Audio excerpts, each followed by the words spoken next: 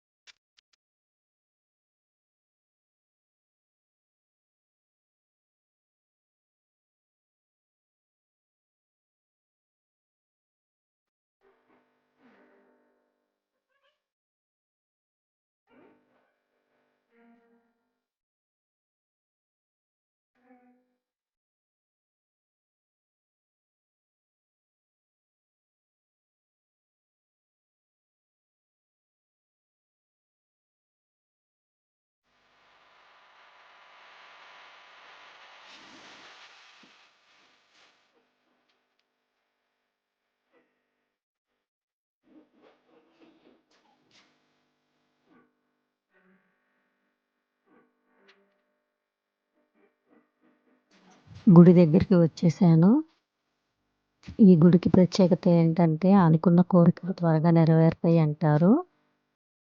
ఈ వెంకటేశ్వర స్వామి దగ్గరికి ఎక్కువగా కొత్తగా పెళ్ళైన జంటలు, అన్నప్రాసన, పుట్టెంటుకలు తీయించుకునే వాళ్ళు కూడా వస్తారు. ఈ స్వామివారి మీద అందరికీ అంత నమ్మకం ఉంటుంది. నేను మా ఇద్దరు పిల్లలకి ఇక్కడే అన్నప్రాసన చేశానండి. ఈ గుళ్ళో అయితే పాల పొంగళ్ళు కూడా చేసుకోవచ్చు.